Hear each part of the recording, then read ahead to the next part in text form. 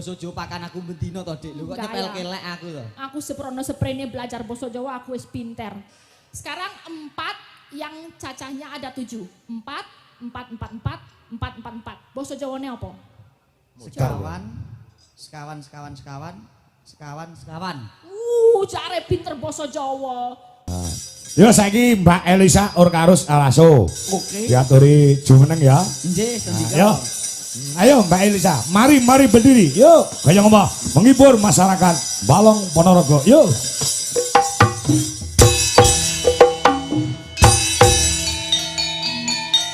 Bye.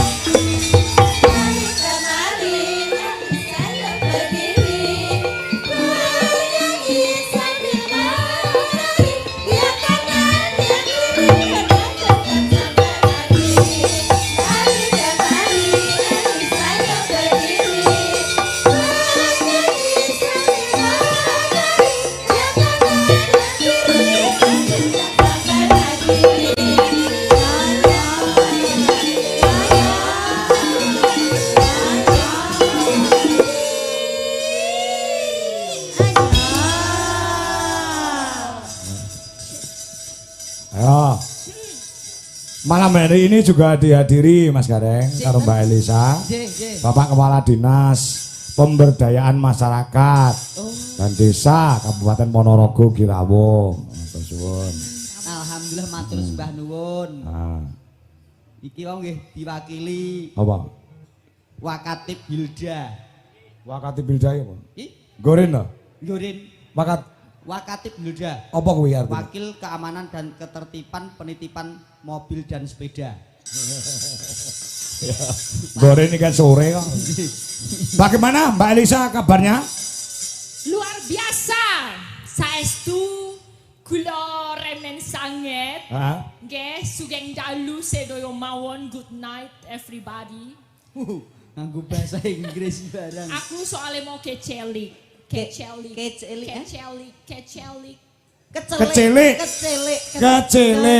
Maksudnya kecilik. Keciliknya ngopo, Mbak Eli? Because aku tadi dari Together Market, you know. Together Market. Together. Ngerti to kowe? Aduh, mumet jasku. Itu Together Market itu deket aja di sini, kono kuwi. Oh. Market itu pasar. Together itu ngumpul. Pasar ngumpul. Sak bahagiamu. Sekokono aku tak goleki ning di wong-wong tiang-tiang menika wonten pundi kula pados kok mboten wonten tiang jebulane tumplek-blek ono kene Mas Sekar. Tumplek-blek. Yo. Tumplek-blek. Yes. Jadi aku mau ning kono mencari sebuah makanan khas ya. Makanan khas. Rice jegok rice jegok. Gegok, pokoknya itu sego sing koyo botok gitu, ada sama the rice and vegetable with peanut sauce ya. Duh, paham nggak? Biasanya sing keriting nggon rambut lho Pak. Aku krungu omongan kene kok kupingku melu keriting to Mas. Sego itu vegetable and peanut sauce. Vegetable ki anu sayur-sayuran. Yes, and peanut sauce. Peanut sauce ki opo neh? Oh saus kacang, yes. Peanut iki kacang, yo peanut sauce. Sego apa nama pecel. Gusti Allah, gur muni pecel. Oh, muni sego pecel malah genah kan mau. Gur muni sego pecel kok vegetable peanut sauce. Iya, karang piye aku kan juga mencerna ngeling-ngeling gitu Oh, loh. berarti pinter bahasa Inggris. Mencerna yo lumayan. Lah, S3 kok masane bahasa Inggris dipangan. Makanya kene kan mencari opo sing otentik seko kono. Lagu Inggris. Lagu Inggris yo iso. Contoh. Ya misale L is all the way you look. Kuwi wong kene mbok duwe lagu ngono gak mudeng. Oh, mudeng. Enek lagu Inggris sing wong kene mudeng kabeh. Apa? Enek contoh ya iki. Contoh. Gua ora mesti mudeng. Iya. Happy birthday to you. Loh, do guyu berarti do mudeng. Inggris guyuan. Ceto Inggris. Timbang vegetable and peanut sauce. Yo Ya Gerek muni kuwi. pecel lho kok Lah ya kuwi sing marake aku apa golek pedogong-pedogong kuwi mau kan. I want vegetable and peanut sauce and rice please. Yes. Bar kuwi walah pecel to jebulane jenenge sego pecel. Sego pecel. Lagi ketemu. Nek kene kan kudu banget sego pecel, sate. Sate Ponorogo ki kondang tekan ngendi-ngendi lho. Rogo. Nggih. Dawet. Es dawet. Dawet jabung. Dawet jabung. Dawet jabung. Jabung. Oh iya. Kuwi. Krungu ku kok cawet jagung. Ben. Pancen ilate dudu ilate wong Jawa, Reng. Ilate wong Sulawesi ya di maklumi nek omongan karo Elisa ki ya kudu dicerna luwih dhisik. Yo alun-alun lah. Alun-alun. Lah mau rene apa ora nganggo Google Map apa, Sa? Pakai. Kok bingung tekan pasar?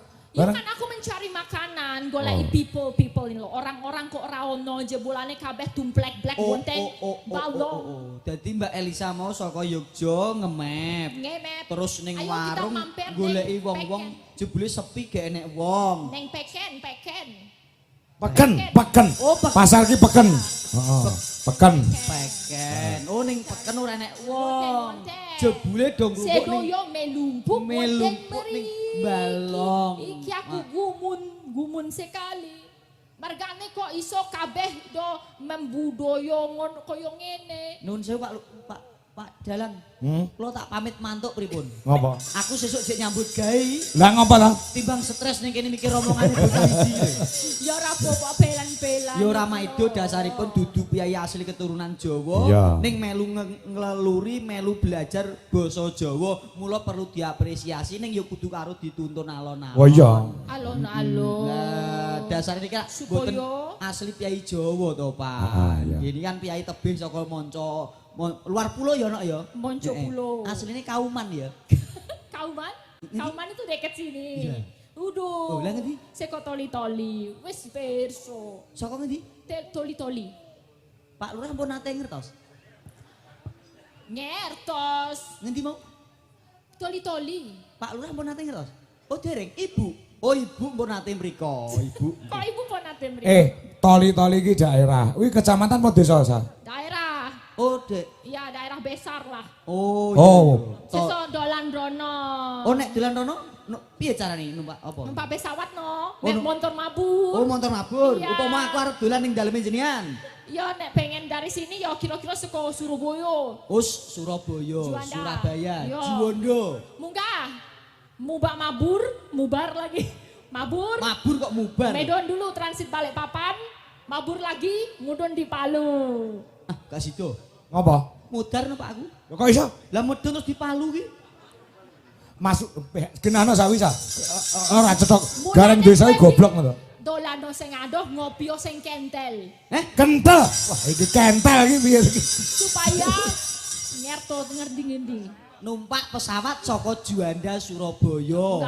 Medun ning Balikpapan transit. Dulu, munggah mele. Terus medun di Palu. Di Palu. Ya moh. Wong sesuk jek mikir setoran kok darat di Palu. Ya nek Palune cilik, ha nek Palune gedhi ora gepeng kok aku. Ya rada gedi. Bagi daerah ya Mas, ibu kota provinsi. Oh, ibu kota provinsi namane Palu, Oh. Sulawesi Tengah. Nek teko Sulawesi Tengah ning Palu. Di Palu. Di Palu. Jalur darat aja. Oh. Munggah bun kopi, Bun kopi. mudun toboli. Mudun doboli. Mosok wong lanang enek sing doboli. Ya ora lanang ra wedok mudune tuh toboli. Iki gak dorono gak apa-apa aku. Ya kenapa enggak ditorono? Timbang doboli. Wong neng kono ki lahir di Palu, mangan di Palu. Nah, Adus di Palu neng kono kok. Oh yo meh kaya nggonku, Pak. Ngopo? Nggon kuwi jam 10 bengi nek nguyuh dicekel kok. Weh. Apa darurat, Dik? Wah, Gawat desamu. wah yo ora perkara gawat, banding aku penasaran tak tiliki. Aku jam 10 bengi nguyuh gak tak cekel malah kecer nurut-nurut. Yo itu gawe di Palu kuwi mau kok iso. nggih sowan wonten mriki yang Nggih. aku Suku londerek memuji. Ya dungane piye? Sedoyo, corone yo sedulur dewe nekol. Dulur-dulur Ponorogo, pinaringan sehat sedoyo, panjang yuswa. Amin. Ingkang paken saget pinaringan rejeki ingkang lumintu. Sedoyo, petani saget tanamanipun saget sae. Wis up. Pedogong saget pajeng.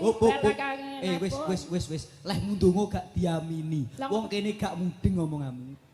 Lah piye aku kudu ngomong piye? Rezeki. Ya muga-muga pedagange piye mau? Pinaringan pajeng. Pajeng.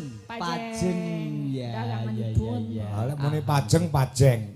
Sak bahagiamu. Lha ngobat angel lho reng Elisa lek kon muni anu mandap ngajengan. Lah muni piye Jajal? Piye? Mandap ngajengan.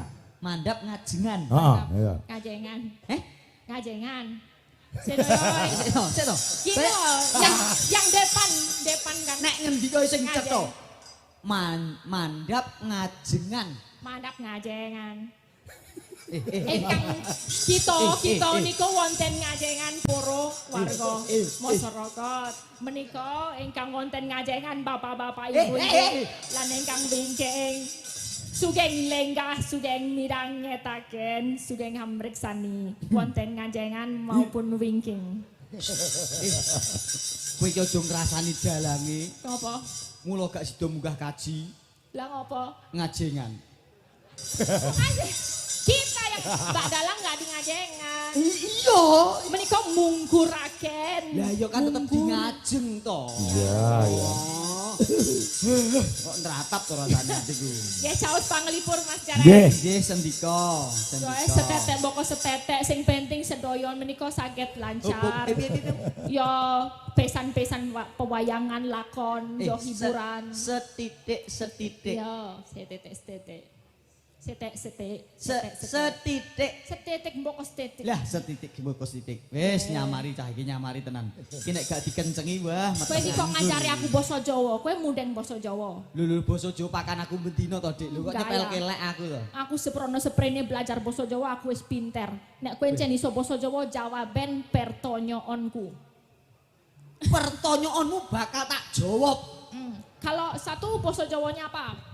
Setunggal bener. Dua, kalih, tiga, telu, tiga anu apa?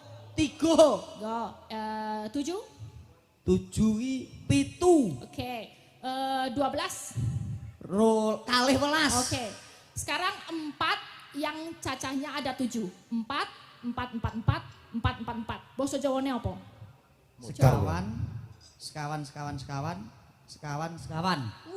Jare pinter basa Jawa. 4. Basa Jawane apa? Lah ya sekawan. Salah. 4.440.444. Kalah karo wong Sulawesi lho. Ayo, muni wong Jawa asli kowe Jajal. Aku yo nyoba mikir yo angel kok. Aku yo nyoba mikir. Angel. Mikir kok. Papat nek ping 7 mu piye?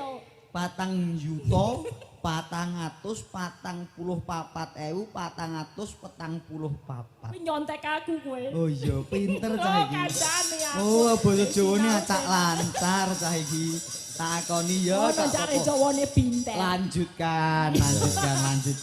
Ya. Menawi wonten pamundutan, Pak. Napa? Enten sing nyuwun teng jenengan mboten? Wonten menika dari Pak Trimo menika hadir nganjuk mentap podang kuning biasanipun dari Pak Prastoso Wonogiri menika wonten pamundutan Caping Gunung. Terus wau nggih wonten sesi deman. Saking wingking wau panitia. Nggih. Nun sewu, Pak Lurah ngersake napa Pak Lurah? Pripun? Bojo loro.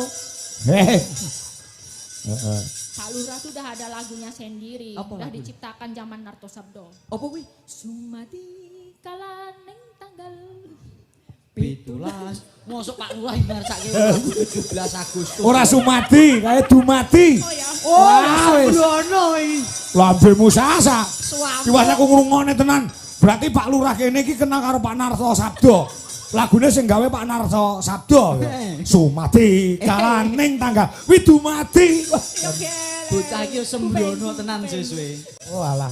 Ora kena sembranan. Mati pangapunten nggih. Bercondo kemawon nggih. Bercanda. Bercanda kok bercondo. Nggih. Pripun Pak Kanto? Nggih. Niki nggih wonten sing nyuwun anu niki wau nyuwun lelagon kanca tani. Kanca tani. Amargi masyarakat mriki kebanyakan nggih wonten pertanian. Kula didongakne tandurane ngrembaka, hasile iso murakapi adoh saka hama tikus, hama wereng lan liya-liyane. Amin. Men tandurane iso kanggo srana kehidupane sejahtera para warga masyarakat wonten ing Balong. Nggih. Pamit dipun bawani pripun Mbak Elisa? Siap. Kanca tani nggih. Siap. Kangge kanca tani mengke dipun garap campur sari menika nggih wonten campur sarinipun. Oke. Nong coba. Ya. Mengko nggih ngaturi para-para Pak Lurah dan rekan-rekan diaturi tindak panggung nglakonan sak kebiaran. Siap. Kanca tani diutamakan. Nggih, monggo. Ayo sa. Bawa mboten. Nggih no. Oh iya. Gen ketok suaramu, cah Sulawesi ning iso bawa. Ya. Iso nembang.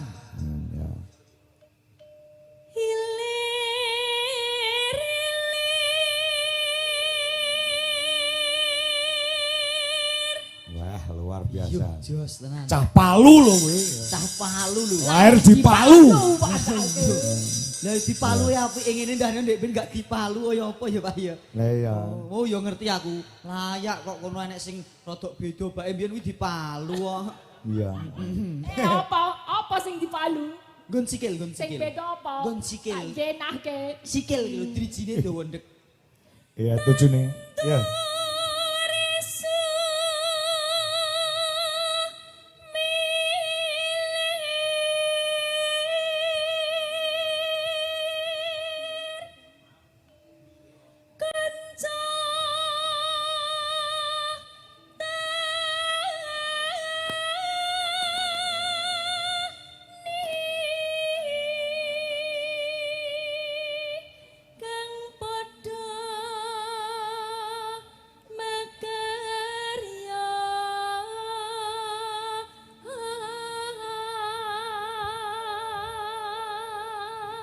Insya Allah nyambut gawe dadi petani, waton ditekuni dadi bondo sing barokah. Amin. Ya. Mas Gareng anjing nyobi mboten. Oh mboten sang kok ndak piyai kene do kaget. Lah ngopo? Suaraku ya apike ora umum. Tenan coba to. Oh, Jare lah, dalam. Kok kono minder kok. Ora. Ya.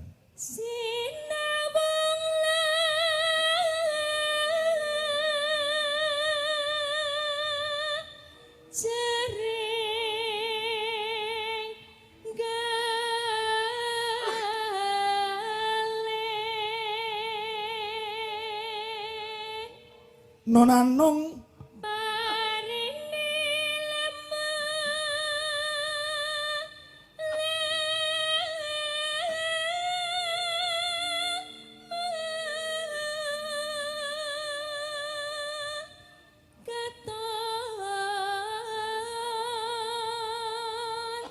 subur hanya nengke ati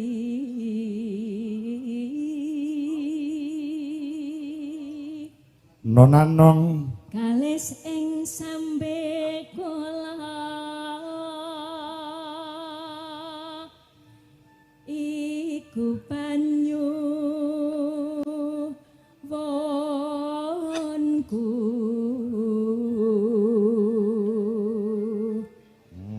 wit sing Gusti kawula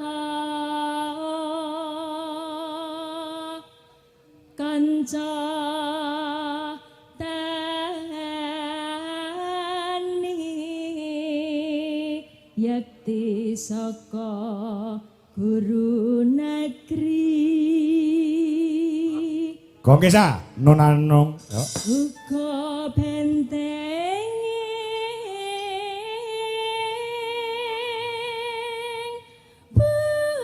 bangsa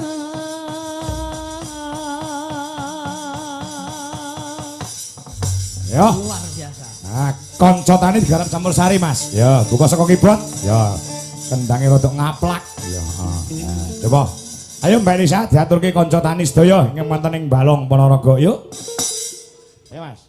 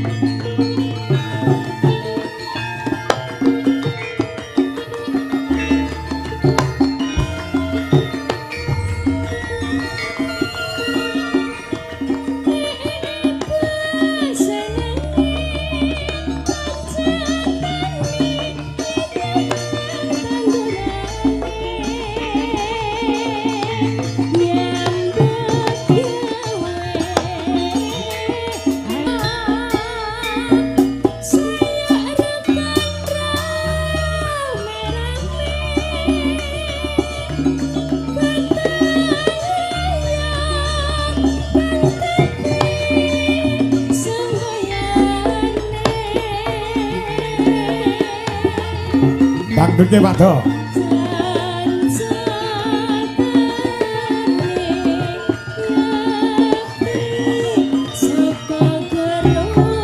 Keyboardnya rada banter Mas.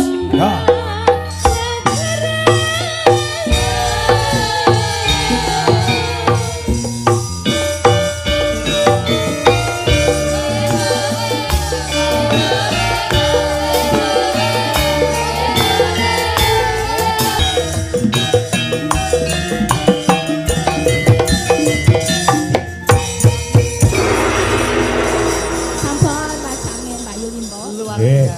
Setunggal tembang sampun kapinangkani wonten kanca tani dening adik wedok Mbak Elisa. Jan elok luar biasa tenan ya Pak ya.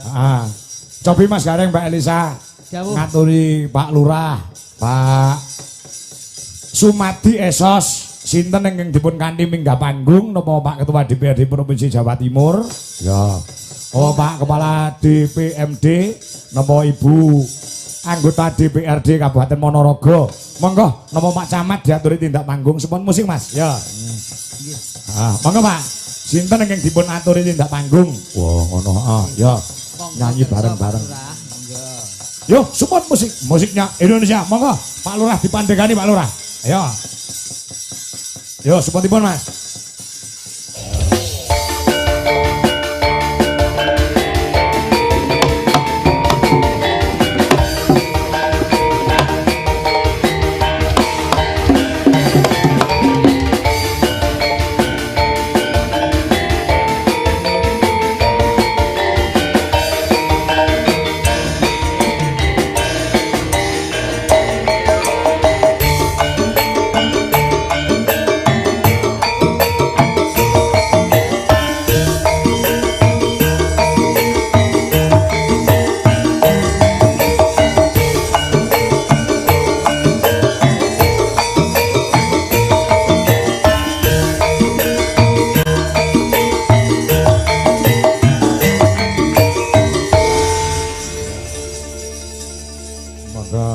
Assalamualaikum warahmatullahi wabarakatuh. Waalaikumsalam warahmatullahi wabarakatuh. Dalu sedaya kemawon boten saged lo sebat setunggal boko setunggal. Nggih. Nggih, wabil khusus Mas Kang. Nggih. Mas Kangko. Iya Mas Kangko. Oh Mas Kang. Nggih. Nggih, Mas Kuadrat lek ngaten. Nggih. Dados ingkang sepindah ngaturaken pangapunten sak ageng-agengipun bilih Bunda Lisdarita. Dalu menika rencanane nggih badhe dateng mriki. Nggih. Tapi niku sampai jam 8 tasih rapat kalih tim anggaran dados mboten saged tindak mriki. Baik nggih. Kula nggih diundang nggih makilis pindah mboten kemawon. Oh, ngaten. Sing jelas mugi dongane panjenengan sedaya nggih Mas Kang, nggih Mas Gareng sedaya kemawon Mbak Elisa kabeh dongane kesae. Amin. Kesae sae kabeh. Mugi-mugi Pak Kepala Desa donga menika. Mugi jenengan piranti lancar sedaya kayak tahun ngarep iso nanggap wayang neh ora urunan rek ya ngono. Nggih ngoten to. Aku ngerti karepe Mas Kang meng ya ngono kuwi. Tapi kan ya mboten saged kula dijabare piyambak. Mboten wicaksana lek kula mengke badhe nyanyi wong kuwabe ya pinter nyanyi. Kayak masyarakat itu sing delok sanes kula. Sing delok nggih Mas Gareng, panjenengan wayange tapi sanes Mas Kang niku boyoke tok mboten saged. Nggih. Sing jelas kula titip dumateng sedaya warga, Pak Kepala Desa, Pak Camat, Pak Kapolsek, Pak Neramil. Mboten namung warga wonten ing Balong mawon, tapi sedaya sing rawuh lan sing wonten griya. Bilih insyaallah kangge nenggo aturan ingkang gumathok 2026 mboten wonten pilihan lurah. Nggih. 26 mboten wonten, insyaallah mengke kagelar pilihan kepala desa menika binjing wonten taun 2017 wulane Mei. Oh nggih. Insyaallah tanggale lek ora rubah mengke selawe Mei insyaallah. Serentak nggih Pak niku. Insyaallah serentak Oh, nggih. 263 niki Mas Kang niki mangke. Oh nggih, siap. Kula suwun Bapak Ibu sederek kula sedaya monggo dipetani saiki sapa to sing patut sing cakap mimpin desane panjenengan. Lek iso ke pilihan iku kur nggih nglegalne mawon lek iso. Kayak ngono Pak Lurah ya. Nggih. Cocok ora Pak Lurah lek. Lek iso kur nglegalne mawon dadi sak bare pilihan iku mboten wonten sing rasa dengki, lok-lokan, cengkrah mboten wonten. Tapi sedaya niku mawon kula wangsulaken dhateng panjenengan sedaya. Masalah pilihan wong niku mesti dhewe-dhewe. Ngoten kemawon ingkang saged kula aturaken.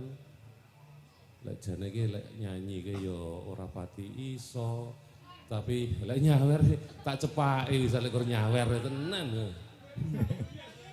Sarang-sarang Pak, mengkali Mbak Elisa napa kali Waranggono. Waranggono lho. Nggih. Lek dalu menika kabeh kan kekontrakan to, Pak. Nggih Mas Kang ya. Napa? Kabeh kontrakan to, Pak. Nggih lek ngono dikawene kontrak lek ngono ya. Cocok itu. Wah, kawin kontrak to. Kawin kontrak senika. Niki badhe duet kali Mbak Elisa napa kalih Waranggono gawanipun Pak Kang? 11 12. Ganti ya. Ganti sing kawin kontrak. Pokoke mbuh iki lek kestum iku. Nggih, sinten ingkang pun piji. Nggih. Sing apa sinten? Nah, Sing apa sinten? Ayo. Wiwi apa? Iso kabeh? Oh iya, nah. yo Monggo anu, kula pilihne nggih Pak, sinden kula nggih Pak. sembarang Nggih. pokoknya. Dan milih sing perawan apa rondo? Sing penting wedok ngene Mas. Lo pilih iki rondo nggih. Ayo Wiwi Ernawati saka Madiun. Nah, iki rondone Dwi Jalaras Indonesia. Nggih. Pak Diwan menika jamur, Pak. Ampun sembarang wis. Pangapunten nggih para warga sedaya mbok bilih menika kirang sae mergane kula sanes penyanyi. Siap. Bedane ngoten niku wau. Lek penyanyi munggah panggung kuwi oleh, lek aku munggah panggung mesti kelong kan ngoten. Nggih, ayo Mas, kawin kontrak Mas. Yo diaturke. Monggo, yuk musik dados.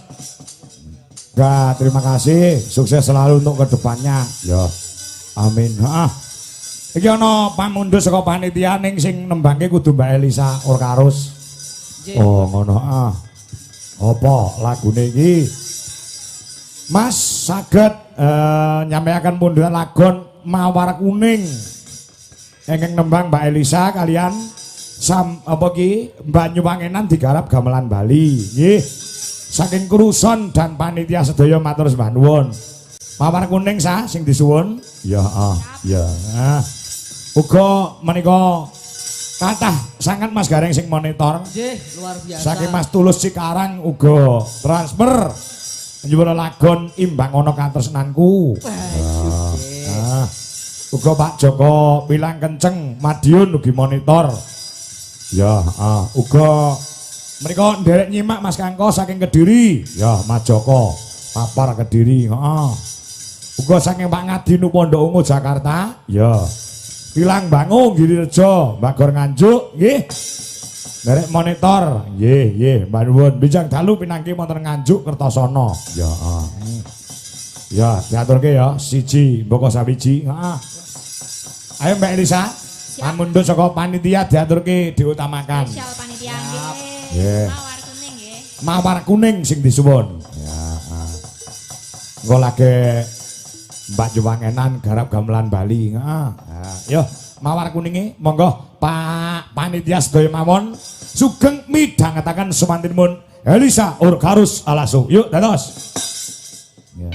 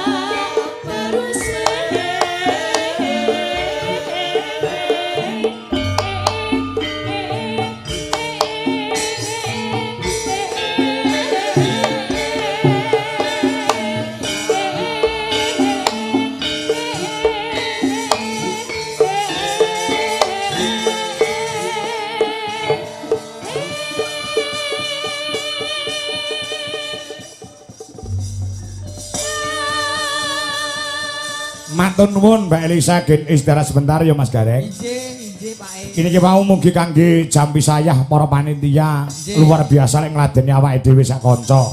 Nggih. Wis nganteri wedang, nganteri rokok Komplit Mbah luar nuwun. biasa suguhan. Yo digebrak karo lagu cara Banyuwangenan ning balungane nganggo balungan Bali.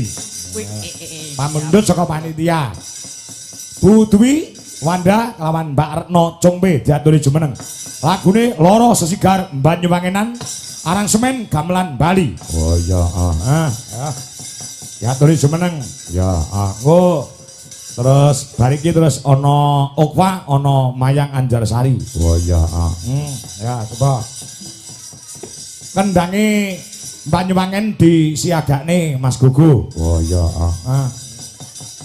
ya, balungane sing sura, sing seru. Ya, aja kuwatir tugel, balungane Bali kuwi jotos-jotos muga kuwi warisan utawa tinggalan saka guruku sing wis nyumarga menjane Raka Mas Entus Susmono saka Tegal. Oh iya, ya, untuk warisan gamelan Bali ditanjake ya. Monggo, Cok. Loro Sesigar. Yuk, dados.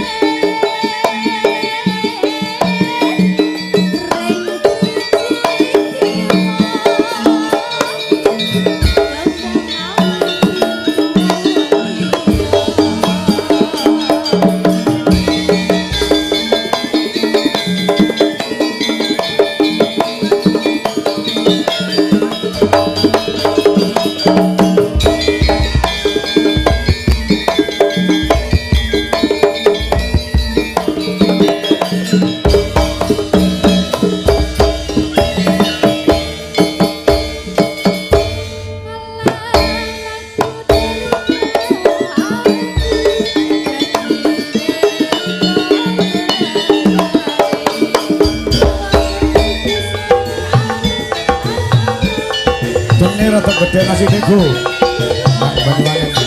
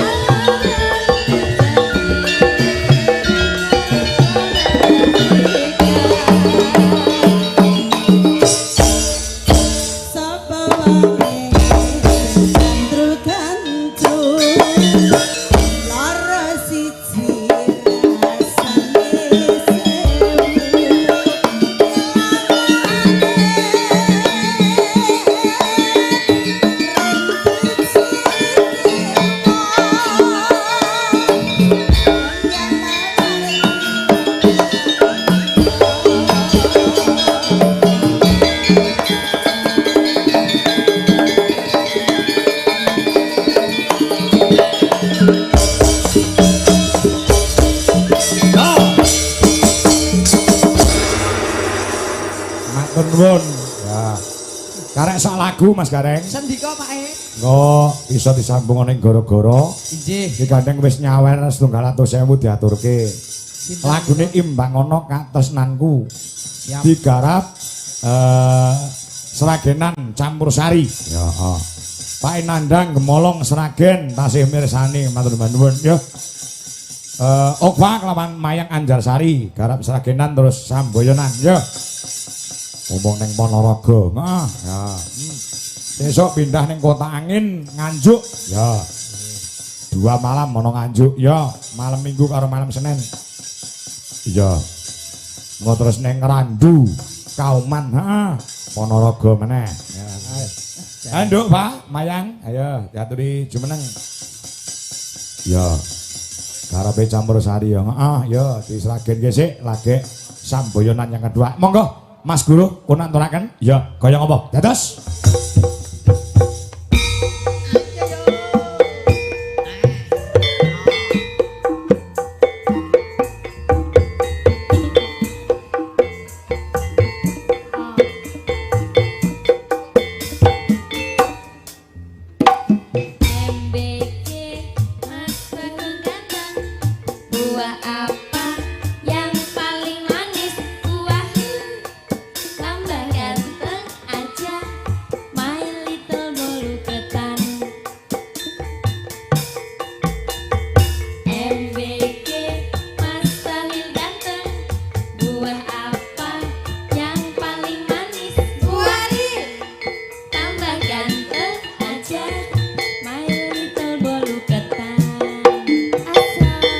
Musik masuk.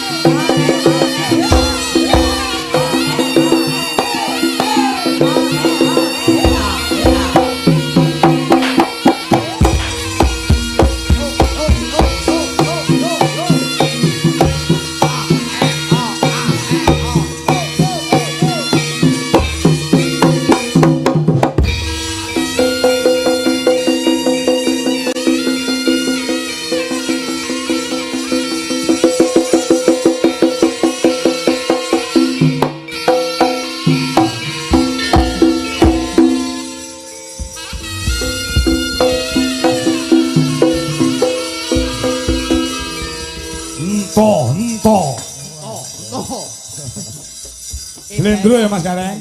Slendro sik. Ya. Tawon kuwi nek ontepe, Nduk, ya lakonana tutuke, heeh. Kanthi srana bersih desa sing digelar ana ing desa Mbak Long Ponorogo, ya. Muga-muga ora mung suda memalane sirna memala mung karek Raharja nir ing Sambikala ngono.